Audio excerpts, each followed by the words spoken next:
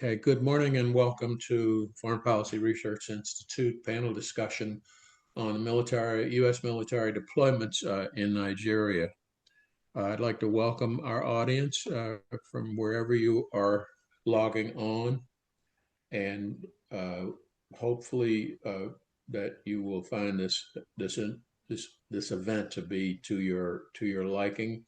I'd like to remind the members of our audience that while these events are free to you as an audience, they're not free to us. And so any support that you can give to FPRI in keeping events like this going will be greatly appreciated. As for today's topic, currently Nigeria is grappling with some really significant security issues, particularly with extremist elements, and with the U.S. government deploying military forces to the country, basically in a training role, according to announcement, to assist them in dealing with these extremists. The question is raised whether this military intervention by the United States is the correct response in the context of the complex security situation that Nigeria is grappling with, and what this might mean not only to Nigerian security, but what it means to U.S. national security. Joining me today is a distinguished panel of people, all of whom have a lot of experience in Africa and on this issue. I won't be going into detail and introducing them. Those of you who've registered already have seen their bios on the registration and the announcement of the event. I will be asking each of them to give about a 2.5 to 3 minute introduction, their take on the topic. Then we'll have a brief moderated discussion among the panel of more fully developing issues. And then we will take audience questions.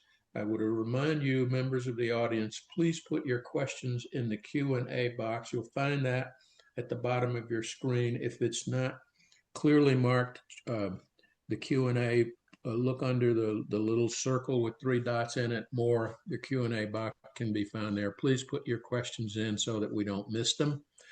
And we will do our best to get to each of your questions if we are able to before the time's out. So let's get started, and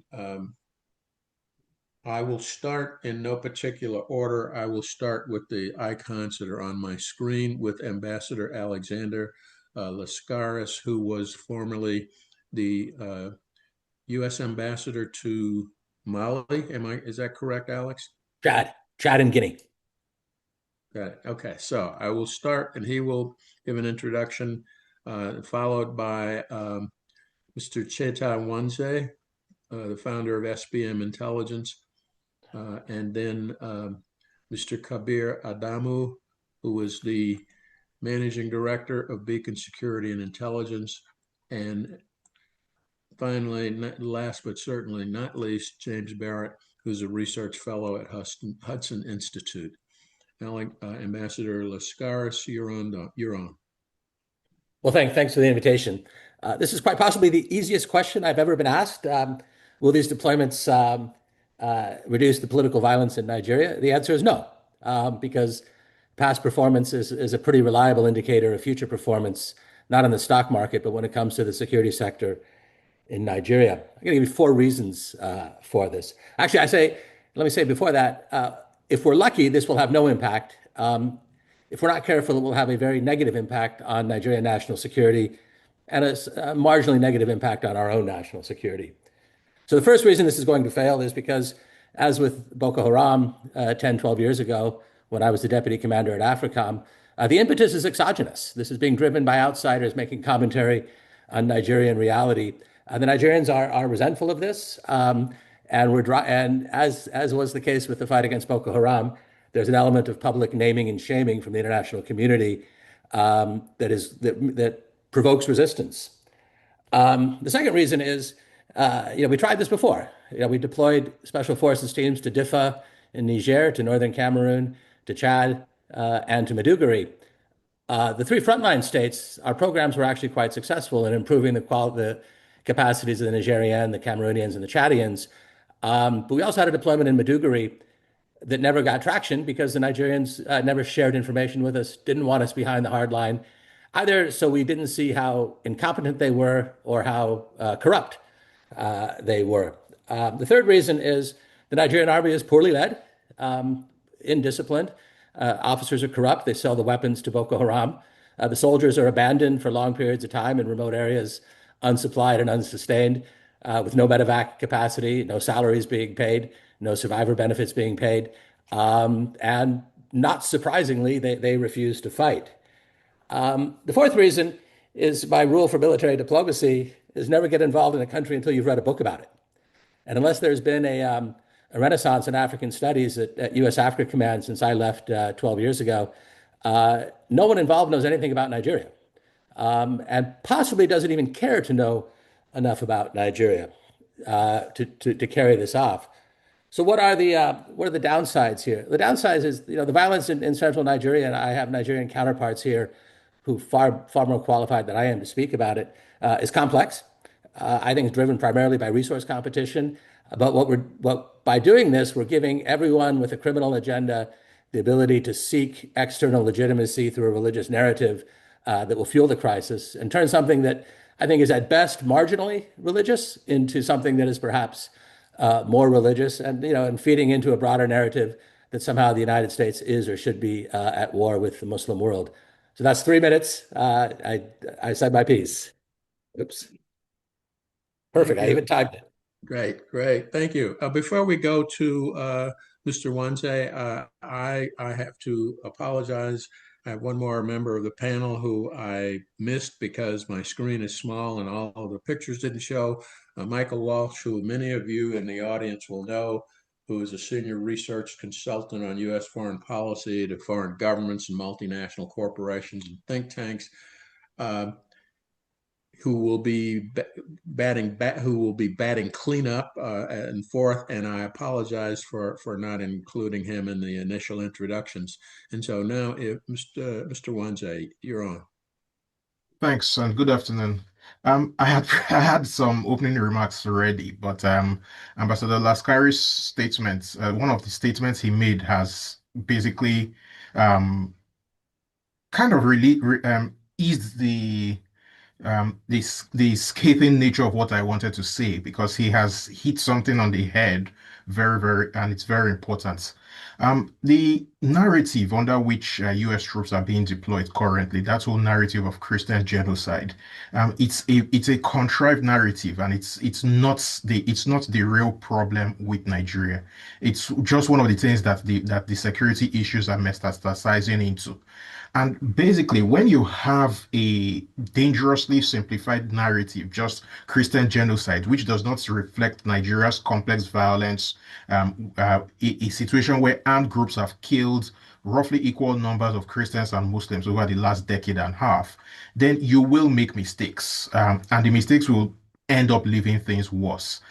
So the hope that we can have really is that we don't end up with a situation where every Islamist group from Senegal to the other end of the Sahel in Djibouti find Nigeria attractive because U.S. troops are located in Nigeria. That kind of framing basically makes things worse, and it won't end well for the people of Nigeria itself, who we have our own various internal crises, starting with the fundamental legitimacy of the states. It's one thing that has come across to me with so many Americans that I've discussed with over the years is there's a fundamental misunderstanding of what Nigeria is. Nigeria at the heart is a colonial construct that was created for British convenience, and peoples of different nations were lumped together.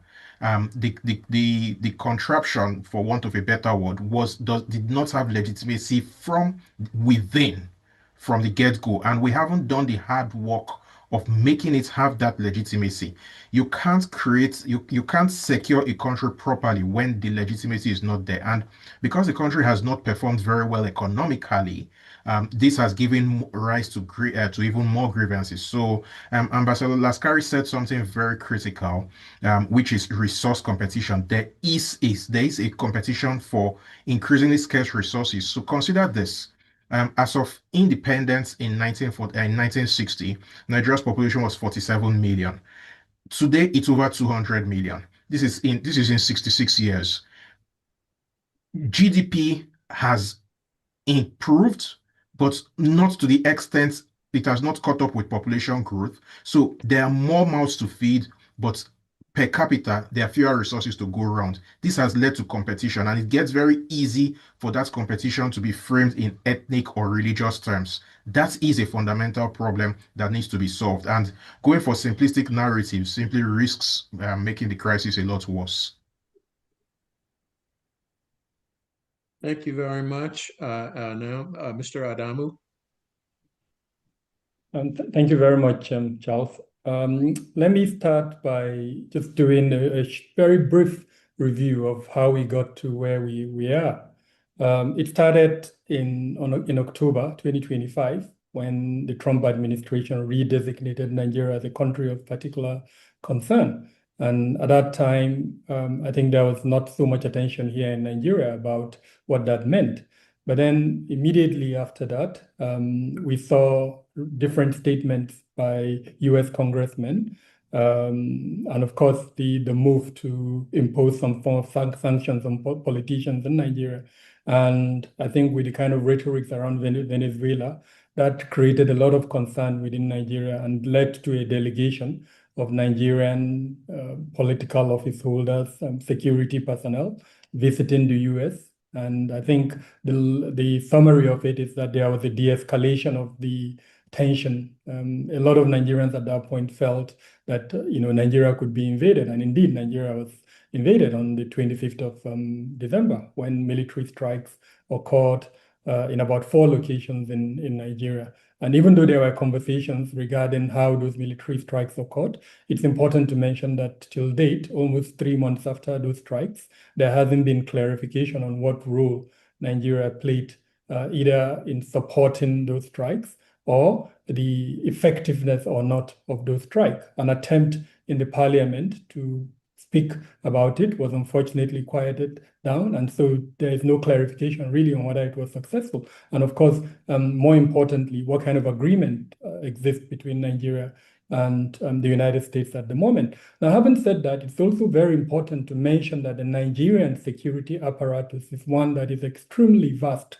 The impression, for instance, that it is the military that is responsible solely for counterterrorism operation, I think is faulty. Nigeria has, just in summary, to mention the 3 components of the Nigerian national security apparatus. It includes security ministries, departments, and agencies, about 42 of them. It includes the instruments, strategies, defense policies, and all of that. And then, of course, it also includes the partnership that Nigeria has. And in mentioning partnership, I would like to emphasize the strategic autonomy and the 4D principle that Nigerian foreign policy is relying upon, which means, for instance, Nigeria can partner with the US, but Nigeria can also partner with China, which is what we're seeing at the moment, all in the bid to achieve this strategic autonomy and, of course, to achieve the instruments of the 4D diplomacy. Now, why is this important to our conversation? To frame the US intervention on the basis of religion and to ignore all of these 3 components, just like the 2 previous speakers have mentioned, is extremely defective.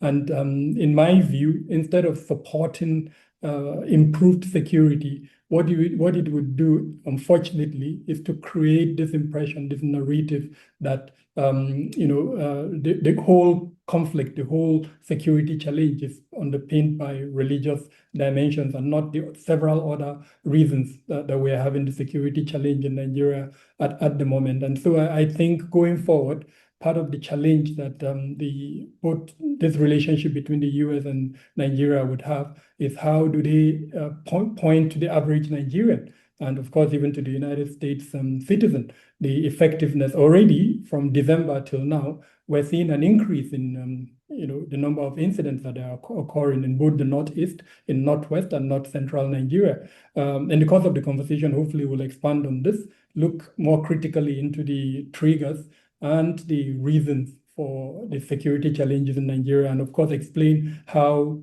just viewing it from the point of view of religion is extremely defective. Thank you. Mr. Barnett?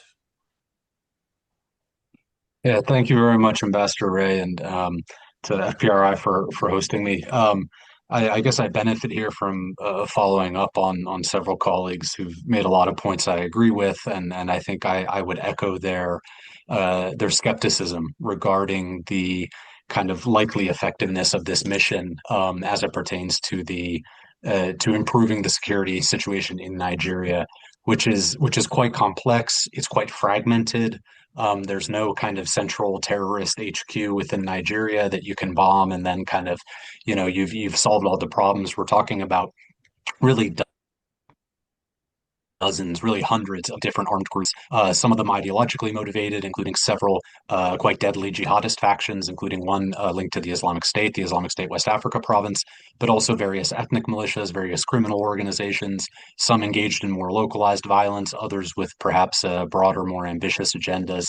But this is not a situation that, even just kind of on the military front, from the military angle, I think most observers would agree that there's a lot of room for improvement.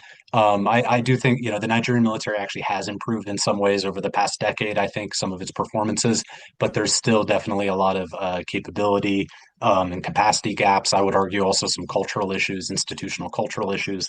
So no one can deny that, yes, there could be more security progress. The security institutions, which are at the moment quite overstretched in many cases, could be doing more, could be doing better. But there's the question of how much is 100 or 200 U.S. troops really going to be able to move the needle there.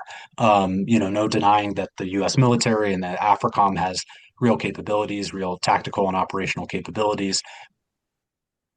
But I think I'm very skeptical that whatever tactical or operational benefits they could bring would not be offset by the kind of political risks that are here. And there are a lot of those risks that we can talk about more in detail. And it's not just purely about kind of for some kind of vague sense of national unity or political correctness that we should avoid talking about religion or the religious dimension to violence. There are actually very fundamental, real political questions and questions that can potentially impact the cohesion of core political institutions, security institutions in Nigeria. And these are also questions that actually affect, the rates of communal violence in the country. So I think that if I had to kind of look at this and envision maybe, 10 different ways in which this could play out, I think unfortunately a lot of the ways, maybe eight of the ways that I would envision, eight of the most likely scenarios, we'd either see no real change in the security situation in Nigeria, or potentially even a bit of a worse situation because of the political dimension to this intervention. So I think the chances of moving the needle in the positive direction are unfortunately somewhat small or somewhat slim. But I do think that that should be the goal of the U.S. and Nigeria at this point, to figure out how they can mitigate the risk and achieve whatever impact they can. And then just finally, I'd say very quickly that I think that this is actually putting Ambassador Lascaris mentioned the potential risks for U.S. national security. We're now talking about putting U.S. troops in a environment that's very volatile, that's higher risk, of course, and so. And one of the big questions we have also is how particularly the jihadist groups like ISWAP will react to that. So I do think that there is a risk of mission creep. There's a risk of course, harm befalling U.S. forces, and I think that all that needs to be played out in different contingencies, and we need to be prepared for a variety of different outcomes here. Thank you. And finally, and I apologize to Michael for missing him, but as I said, my screen is small and I don't have everyone on it. Michael Walsh, who most of you who are return members of the audience are familiar with him. Michael, your intervention or contribution? Yes, thank you very much for having me, Ambassador. As is so often happens when you go last, your comments get torpedoed by the people who go before you. So I'm going to respond to some of the comments that were made rather than provide my prepared remarks. I think one of the most important things to start with is the comments about the history, about where we trace this back to. I don't trace this back to 2025. I trace it way further back. I mean, we can go back the whole way to the Pan Sahel initiative, which kicked off very, very soon after September 11th attacks. We can go back to 2002. And so in 2002, the U.S. military started to get involved in this conflict in a different way. And at the time, that was mainly focused on Mauritania, Mali, Chad, and Niger. But as we know, this situation has I guess, grown beyond the limits of that, although the dynamics are not so simple to say that you can just say it's expanded beyond those borders. I think one of the big challenges when you look at this situation and the military engagement of the United States military or military intervention of the U.S. military, you have to look at the deviation or normalization of deviations. And I think this is a really important theoretical concept to look at this issue through. The Nigerian military has a lot of challenges, as have been mentioned, and this normalization of these issues is a problem. Whether it's unpaid salaries, whether it's fraud, waste, and abuse, including procurement fraud, whether it's collusion with insurgents. Then you have the other issues, like the extrajudicial issues. You have the issues with the breakdown in the relationship in the past between the U.S. military and the Nigerian military at times. All of these factors contribute to a history of ineffective U.S. military interventions in Nigeria. And so when we sit back and we think about, what's going to be different this time, if you don't address those fundamental issues with the normalization of deviance over time, then you're not going to have a different outcome, And I think this is one of the fundamental issues that has to be addressed by U.S. AFRICOM and U.S. SOCOM going in. U.S. SOCOM's been there before in advisory roles, and it hasn't worked. So one would hope that they're approaching this in a different way. And I hope that includes a political military solution, engaging the U.S. intelligence community and engaging the U.S. State Department to try to address some of this normalization of deviance issues. Okay, thank you all. Very interesting points and a lot to chew on. Before we get into a bit of a discussion here, I'd like to remind the audience, if you have questions, please put them in the Q&A and we'll get to them. But before we do, I have a couple of questions of my own, and one I'd like to start with. The comment was made about these past deployments, but from a military standpoint, what's happening in Nigeria cannot be viewed in a vacuum. It is impacted by what's happening in other parts of the world, for example, in the Middle East right now.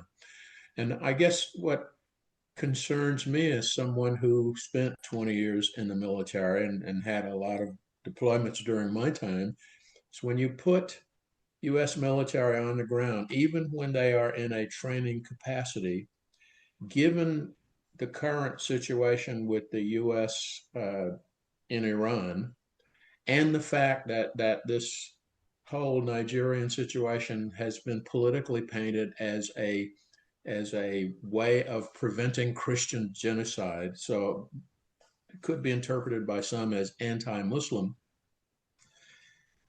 What is the impact? And I'd like to address this to you, Ambassador Lascaris, the impact on providing security for those U.S. trainers on the ground in Nigeria in this political environment, in this sort of anti-Muslim, pro-Christian, however you want to call it, environment. Is there any evidence that it's been taken into account that these troops, even though they are there in a training role, could become targets? The possibility that they could in fact attract more extremist violence than they are able to help the Nigerians to overcome. What's your view on that? Well, look, we know from unfortunate previous history all over the world that the presence of American troops constitutes a target, and it's a high value target in the information space. Massacring a garrison of Nigerian soldiers will get traction in Nigeria. If Americans, God forbid, were to be killed in this mission, it would obviously resonate deeply, as was the case with the incident in Niger in 2017. I've been out of government for a year, so I don't have any access to anything classified. I have scanned the papers looking for the answer to the question: is this, what kind of deployment is this? Everything I've seen says this is training. The danger is if it gets into advise, assist, and crucially accompany. And particularly if we're putting special operators on the ground. I served alongside the military for 3 years in Iraq. My father was a career Navy officer. I've been around the military almost all my life. I have deep respect for them. But our special operations colleagues are professionals, and they want to get into a fight. And so my fear is always if you deploy that kind of soldier, they're going to want to lean forward and blur the distinction between training and advising, assisting, and accompanying. And I think that will have no strategic impact. I think it'll have a marginal tactical impact. I think for the reasons you laid out, it could have a major political impact back here. But I will say that the constituency that's missing from this panel and this discussion, are the well-meaning Americans from faith-based civil society who've been discussing this issue for a long time. This issue came up 10, 15 years ago, even more, not framed as Christian genocide, but framed as anti-Christian violence in the Middle Belt. And to a certain extent, what's happening is the American system working as de Tocqueville designed it or envisioned it, which is faith-based civil society acting through its elected representatives, getting the executive to take, I think, a misguided action. So to me, the issue is how to change the instructions going to AFRICOM. Because if the military said halt Christian genocide in the Middle Belt, my question for the U.S. military right now is this a box checking exercise, or is it an exercise in hubris where they think they can actually have a strategic effect? Over. Anyone care to add to that? Well, I can. I mean, one thing I would add, to what Ambassador Lascaris had just said, we haven't talked about it, is the political reality of what AFRICOM is facing right now. I mean, there's been a discussion in the United States about collapsing the geographic command structure, and that could potentially mean dissolving U.S. AFRICOM and merging it into one of the other combatant commands. And what happens in terms of bureaucratic politics inside the U.S. Department of Defense in that sort of situation is that people are looking for relevance. They're looking to demonstrate to others that they're relevant. So U.S. AFRICOM right now has a bureaucratic political reason to try to demonstrate that it is part of the global major power competition that's happening, and in this context, counterterrorism, and that it's relevant. And so that's one thing I would add. And the other thing I would add is that when we talk about this, we often talk about Swiss cheese model when we talk about why disasters happen. And if we're talking about trying to prevent a disaster in the future, we need to think about what are the layers of that Swiss cheese model that could have holes in it in the future. How do we avoid creating holes, and how do we patch up holes that already exist? And the argument here is that the labeling of this as Christian persecution has created a new hole.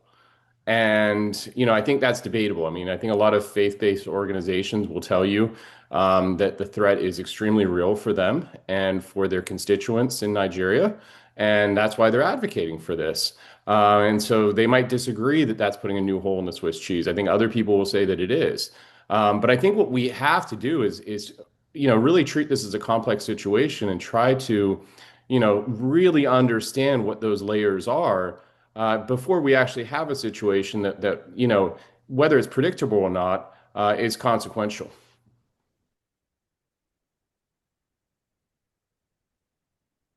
Mr. Barnett, you had a comment to make. You're on.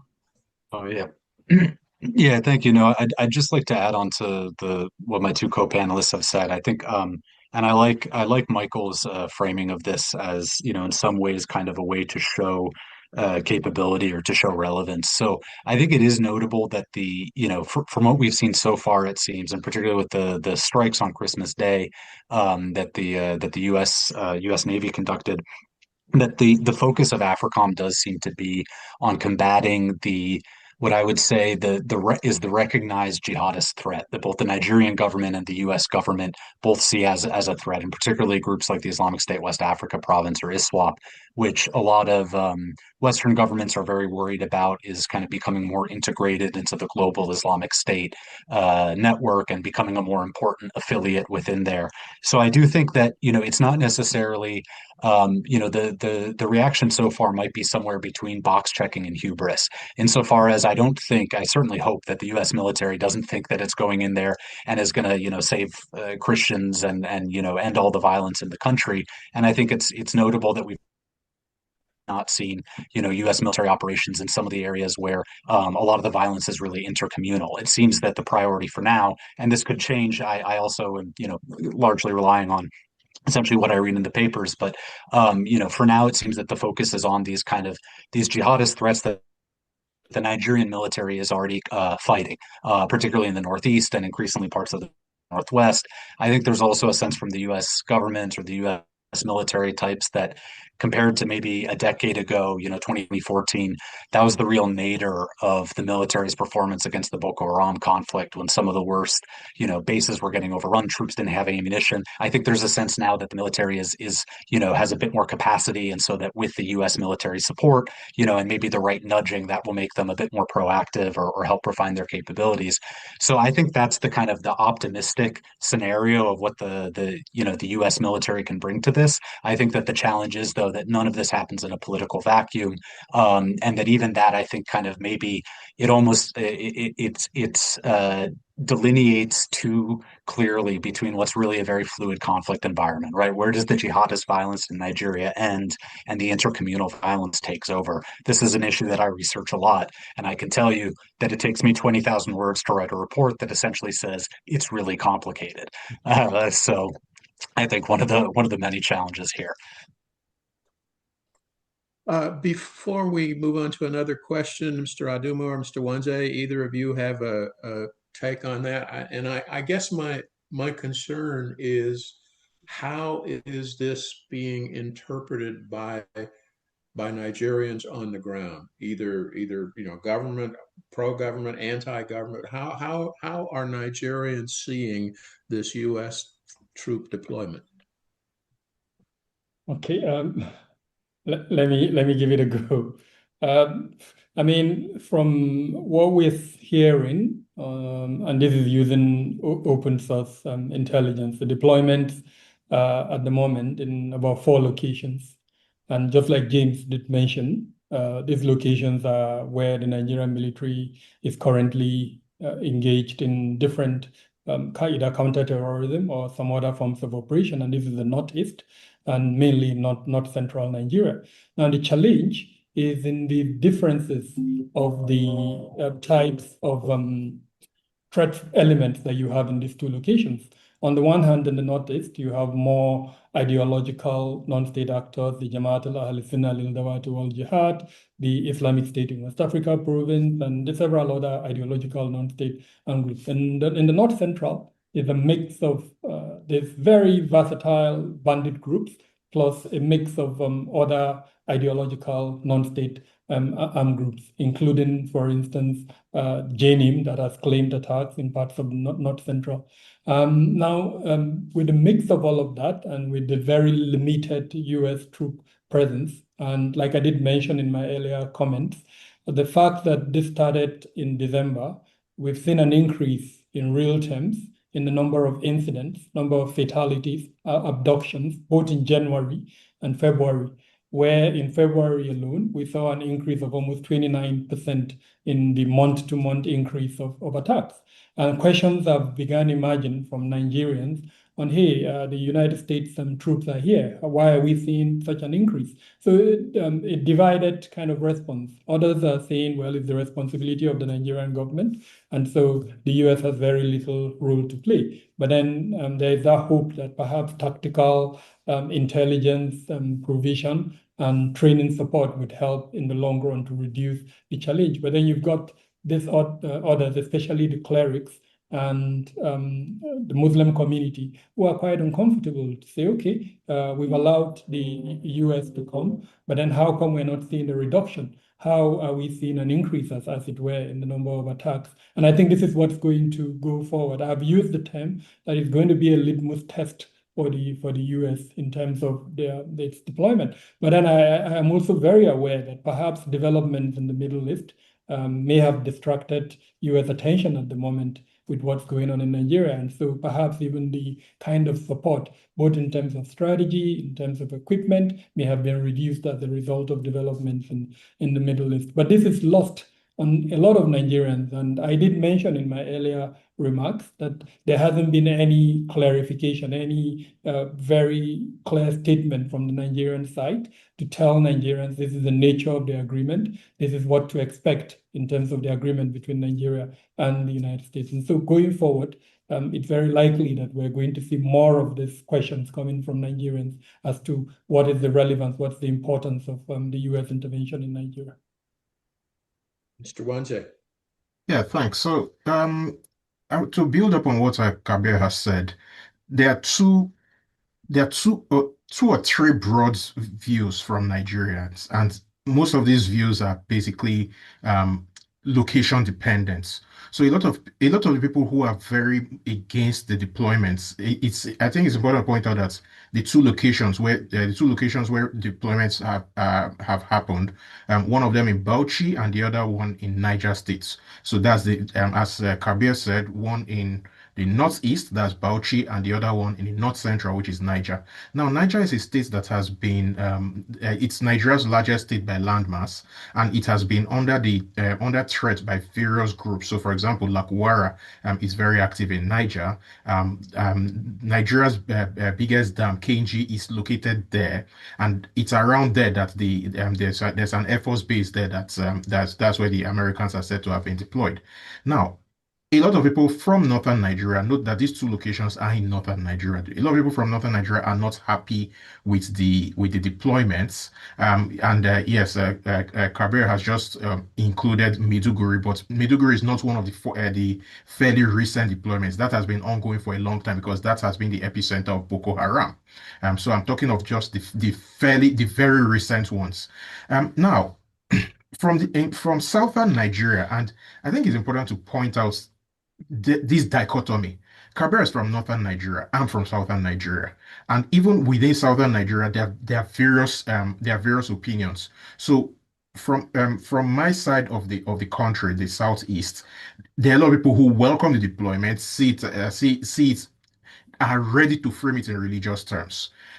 In other parts of the country, there are people who see the real issues, and then there's the secessionist angle. So there are all sorts of angles. Again, it goes back to the point I made at the beginning, which is that Nigeria is not a nation in the classic sense of the Westphalian nation state. It's more a gathering of nations, and you have different people seeing different things just by looking at the very same thing. Um, Again, for me, what really scares me about it is it has the potential to create real problems because of these different interpretations.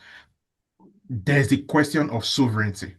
There are a lot of people who feel that the Nigerian government has capitulated too easily to the to American demands. But a lot of people from the southwest of Nigeria, which is where the current president and a lot of the current leadership of the country comes from, are in full support. So this deployment, the manner of the deployment, the discussions that led to it have actually ended up in some ways deepening the tensions, the pre-existing tensions within Nigeria. I'd like to sort of broaden our lens a moment and just in the headlines, there's this issue of the closing of the Straits of Hormuz and cutting off 20% of the world's petroleum supplies.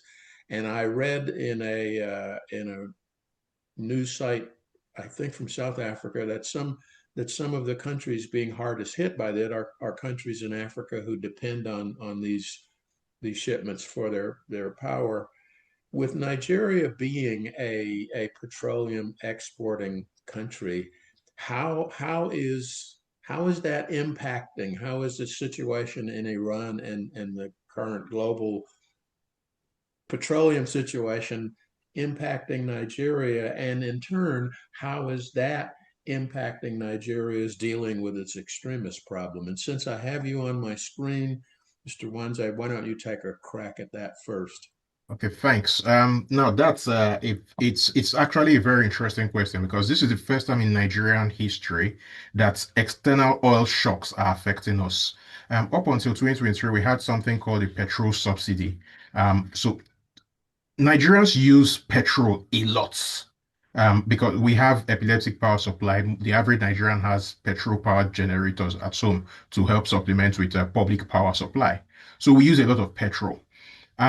Now, up until the end of May 2023, we had a subsidy, which meant that we were largely insulated from oil shocks.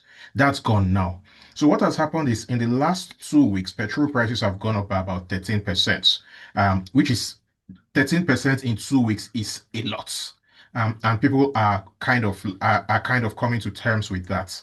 So there's that potential elements of what is happening in Iran causing some form of social unrest in Nigeria. Bear in mind that inflation remains quite high. Officially, it's 14%. The real feel is it's in the mid 20s. Um, so that's one. Number two, there's also the religious angle. So we have a movement, and I would let Kabir explain that better. We have a movement, the Islamic movement of Nigeria, which is a Shiite movement. They have been under the cosh, for want of a better word, from the Nigerian government at least since 2015. But they have already held protests in support of Iran. If the Iranians are able to, over time, make this frame this whole thing more in Christian versus Muslim terms, or the rest of the world versus Muslim terms, there will be a tide that will turn. At the moment, that has not happened, and the Nigerian government, I think, has played this quite well diplomatically. So they haven't come out in support of either the US and Israel or Iran. They've just made the neutral noises about bringing the problem down. Now, in terms of gas, there's an opportunity for Nigeria here. The opportunity is quite huge because in petroleum terms, Nigeria is seen as a gas province that has some oil. If the straits remain closed for a while, and I think that for the foreseeable future, the straits will at the very least remain threatened, that's an opportunity for Nigeria to actually sell some gas and bring in some much needed revenue. Because, in my opinion, at the core of the problems that we have in Nigeria at the moment is the economy. Nigeria's economy was growing quite well, and you could see that we had relative peace in the country when we had the fastest economic growth in our history between 2003 and 2007, and then the knock-on effects of that, which lasted up until about 2010, 2011. Of course, there were issues, but those issues were constrained because people saw a future.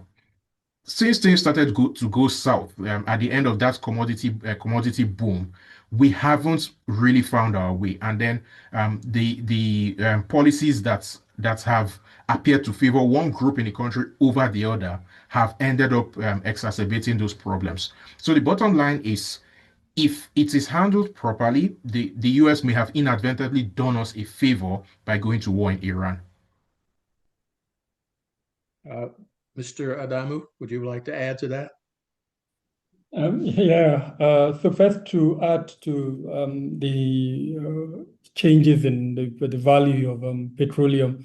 At the moment, Nigeria's budget was benchmarked at around $64 to $66 per barrel.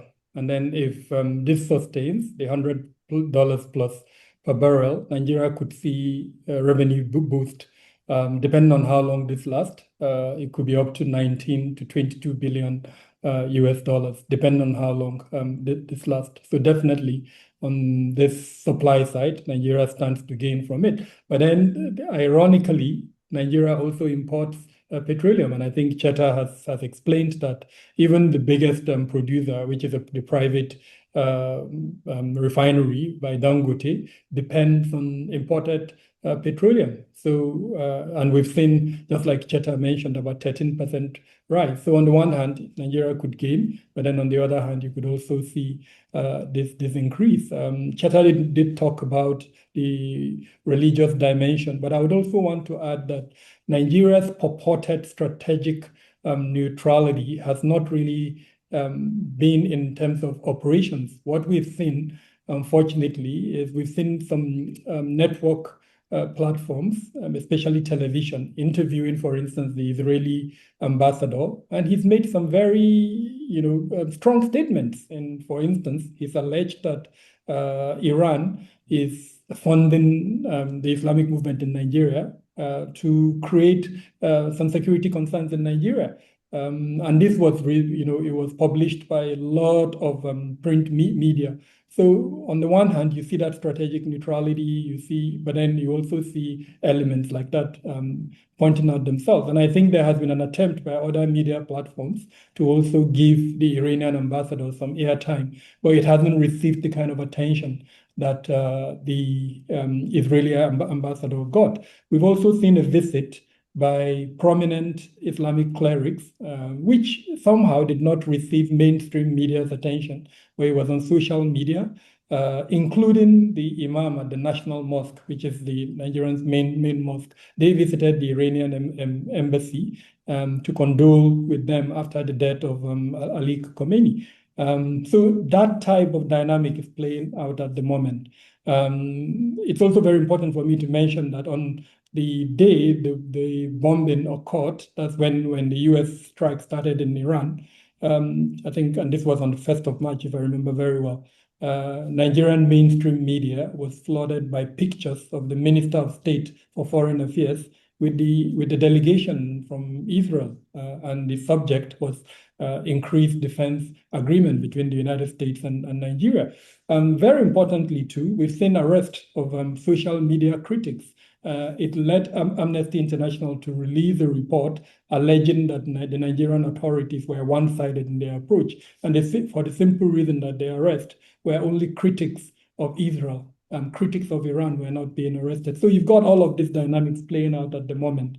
On the one hand, the government maintaining what it calls strategic neutrality, but then in terms of actions and principles, there is a perception, especially among the Muslim elites, that the Nigerian state has taken sides, and it's supportive, for instance, of both Israeli and American stand, and which is leading to the arrest of critics, in particular in Kaduna State. And Kaduna, which is in northwest Nigeria, used to be the headquarters of northwestern Nigeria. It does occupy a significant political status in Nigeria. It's also the spiritual headquarters of the Islamic movement in Nigeria. So whenever things like this happen, it has a way of cascading down into other parts of northern Nigeria. And so depending on how all of this play out, we could see the polarization, as it were, of the Nigerian society. The ethnic polarization has been touched before, but that this religious polarization would also be expanded as a result of either inadvertent or advertent actions by the Nigerian government. Thank you. Michael, you had a comment you wanted to make. Yeah, we've been talking about the domestic situation in Nigeria. Nigeria is a major exporter of oil to the United States. And so I think it's important to take into consideration when we think about the war in Iran, what happened prior to the war in Iran. We had these other events, one of them being Venezuela, another being the military strikes on Nigeria. And these are both major oil exporting countries. Venezuela is really interesting, because when the war in Iran is over, Venezuela will endure as a issue in U.S.-Nigeria relations independent of that conflict. One of the things that the president was trying to argue prior to the war in Iran, which has kind of gotten muddled now because of what's in the news instead, was that, we were going to go into Venezuela and there's going to be a significant amount of oil coming out of Venezuela and going into U.S. refineries. And the U.S. was going to help control where else it went. And so I think it's really important to think about, how does that compete with Nigerian oil in the future? Because there's there's going to be competition now in a way between Venezuela and Nigeria that hasn't existed before. There's also going to be cooperation between Venezuela and the United States uh, moving forward on other issues. And one of those issues is potentially going to be on the issue of transnational cartels. These are the South American cartels. And there are links between non-ideological groups in Nigeria, especially criminal syndicate groups, and South American cartels. And that's going to be an issue as well, because one of the things the US has been very concerned about under the Trump administration is to try to crack down on these cartels. And so any nexus that it has to Nigeria is going to become an issue. And there's going to be information that the Venezuelan government will be able to share with the US that will be effective at trying to fill in some of the gaps in knowledge we have about that relationship. So I think when we think about the war in Iran, we have to look beyond just, what's happening in the Straits of Hormuz right now and what impact that's having on oil markets. It's obviously boosting the price of oil, which helps Nigeria. And one of the things that might do is it gives motivation to the Nigerian government to prevent anything that will threaten that oil supply moving forward. And so that will be one of the things I think which the U.S. government will try to leverage in trying to get this military deployment to be effective. To say, look, you have billions of dollars in revenue here that are potential revenue that you can generate over the next couple of months. You want to protect that revenue, and one of the risks of that revenue is this extremist violence that's happening in your country. And so I think that's going to be an issue. But I actually think long term, this issue with Venezuela and this issue with global energy markets and how the U.S. is potentially going to be able to diversify away from Nigeria even more will be an important factor as well. Okay, thank you. We have one question. It's a long question, so I will try to summarize it, and then we can see who might want to try to answer it. It says, the questioner says, as far as I know, quite a number of Nigerians don't trust their government. And while not justifying insurgents, how can U.S. troops help rebuild what's been broken? Good question. Let's go back to Ambassador Lascaris and start, and then we can just sort of work our way through. I mean, I think the short answer is they can't. I mean, what the audience member is describing is a civil affairs challenge, and the point of civil affairs is precisely to build trust between militaries and civilian populations. And one of the questions I always asked of any insurgency in the AFRICOM AO was, do civilians in danger run towards the military or away from the military? And my experience, at least in northeast Nigeria, in the Boko fight, was that civilians were inclined to run away from the military. And as long as that's the case, you can't build which doesn't exist, which is fundamental trust between the Nigerian people and their security services. Over. Let's see. Who wants to take an additional whack at that? Okay, I'll go here. Yeah. I mean, Ambassador Lascaris has said it very clearly. You can't build on that which doesn't exist. It goes back to my opening remarks. Basically, the fundamental problem with Nigeria is the fact that Nigeria was not built organically out of from an agreement of the constituent parts of the country. So using Dr. Adamu here, Dr. Kabir, who is here with me, I'm Nigerian, he's Nigerian. We carry the same passports, but we're from different parts of the country with different histories. And one day in 1914, we were just put together by fiats. And what we haven't done as a country, I think Nigeria's original sin is that we did not change that paradigm. Nigeria was created as an extractive state for the interest of the British Empire, and we didn't change that paradigm in 1960. So there's a trust problem. I did mention during one of my statements that there's quite a bit of support for the president's approach from the southwest of the country because the president is from the southwest. I dare say that if the presidents were from, say, the southeast or the south-south or from the north-central, and he was taking the same approach, people from the southwest would have been more critical. That is a fundamental problem. That's a problem that U.S. troops cannot fix.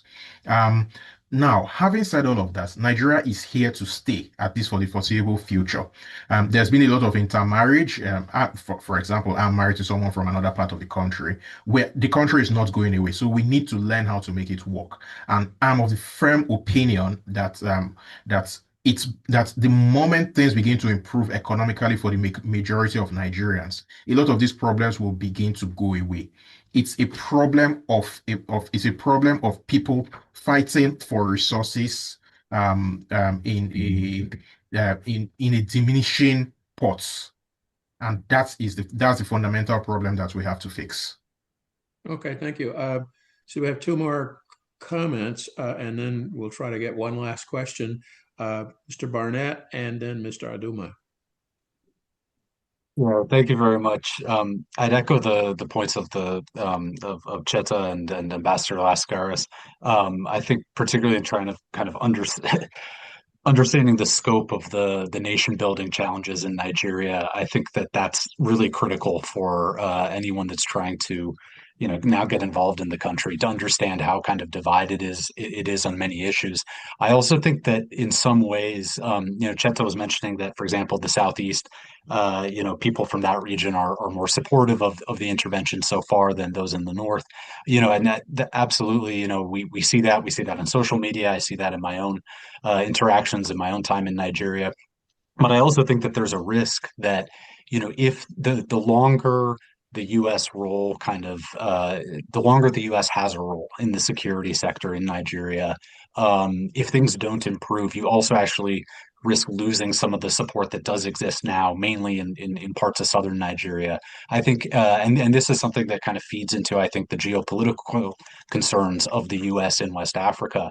A number of figures some prominent kind of social media figures and journalists who were, I would say, in some ways quite supportive of, or in some ways aligned with President Trump in his first administration on things like the country of particular concern designation in Nigeria. A number of them now have kind of become, depending on who you talk to, either kind of Russian aligned or if not, just kind of Russian mouthpieces in terms of their political analysis and stuff, kind of embracing a self-described Pan-Africanist ideology that's highly critical of the West, very supportive of Russia and China. So I do think that one of the concerns also is managing expectations, even within that subset of the population that is maybe more optimistic about the U.S. military role. And that's, of course, to say nothing of the large portion of the country, particularly in the North, that does see this in sectarian terms that I think is very critical or very skeptical, at least, of the U.S. military intervention. Thank you, Mr. Adamu. Thank you. I just want to build on the point around trust. I think two of the co-panelists did talk about, how do you build on something that does not exist?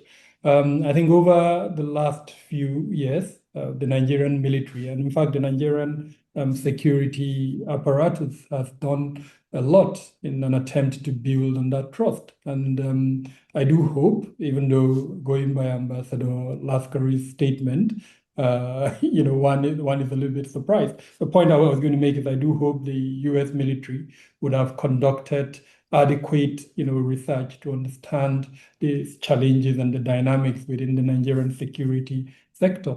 I would love to see emphasis on security sector governance. I would love to see emphasis on security sector reform. The U.S., given the kind of influence it has, and it does have influence, both on the president and on some of the security sector leadership, in particular the National Security Advisor, whose position that has been elevated almost beyond the cabinet position in this current administration. But then if you look at the reality of security sector governance, there are so many gaps that if the US was going to kind of, in a very subtle way, nudge the Nigerian government, we would see more progress in terms of proper security sector governance and maybe even effort in security sector reform. None of that kind of conversation is going on at the moment. So I do hope as we progress, and given the fact that there is a working group in place between the two countries, this would become part of the agenda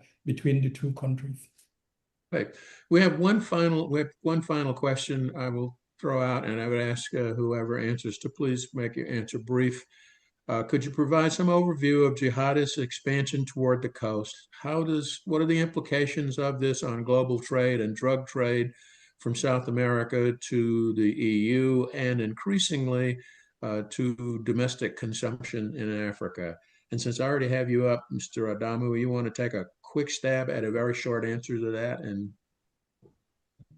Yeah, so I presume that would not be in Nigeria alone, but probably within the West Africa sub-region. And so we're seeing jihadist expansion towards the coast in parts of Benin Republic, in, of course, parts of Togo, and even in Senegal, as an example.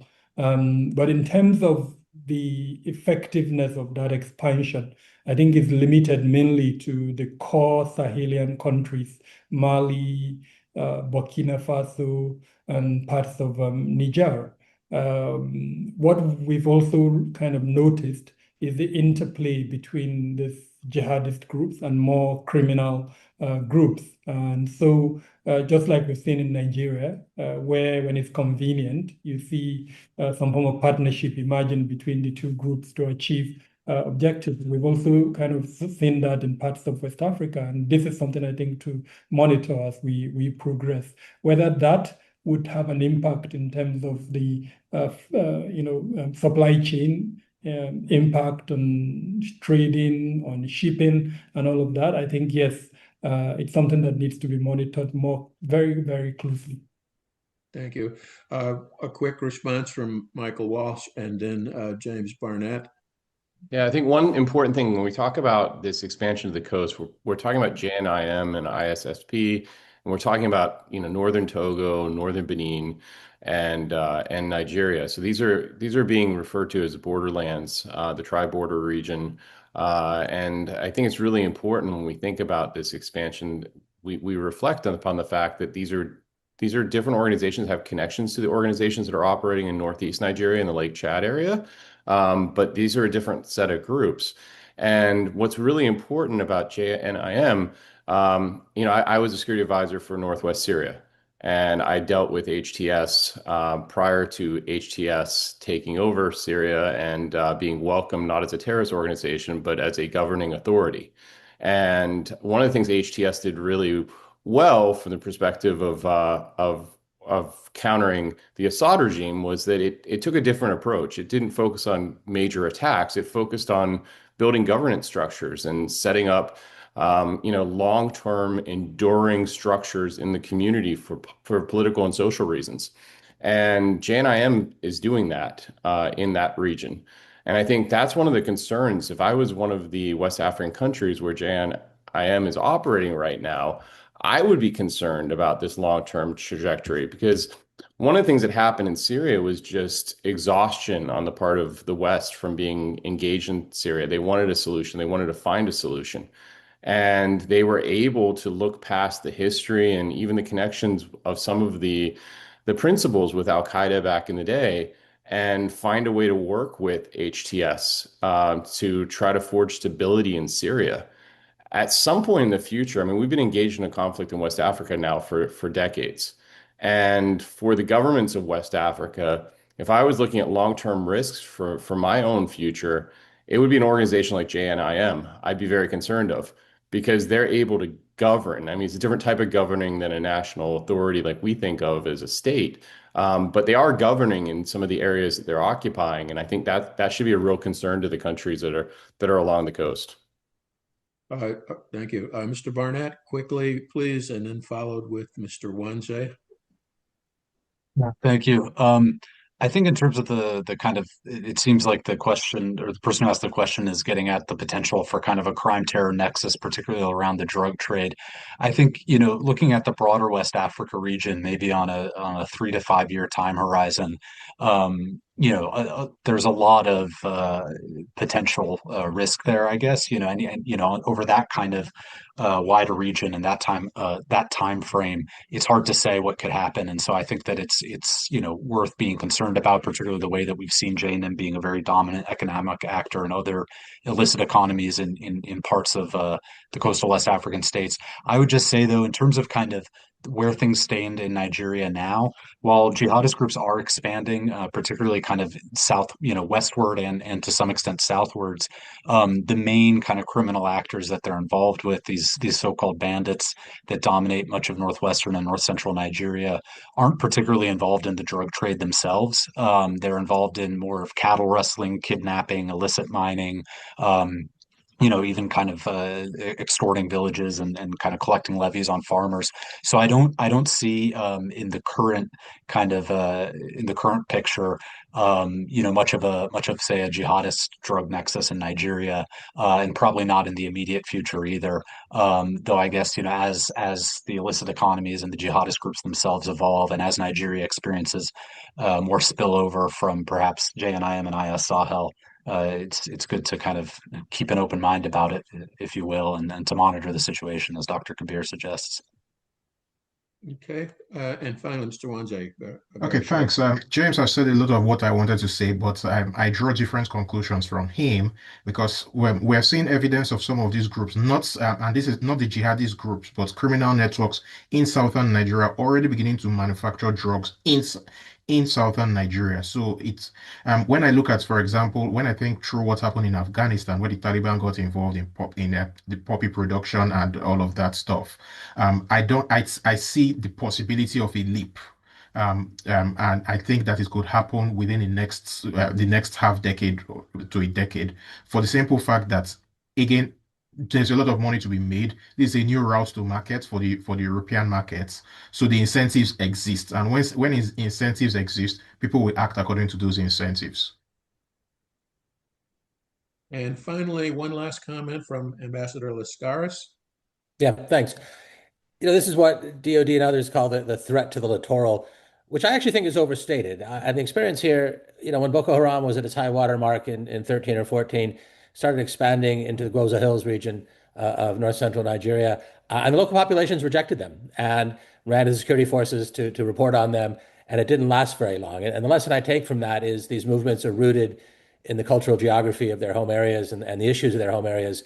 The notion that they can transplant into a completely different cultural geography, I think is somewhat alarmist. Over.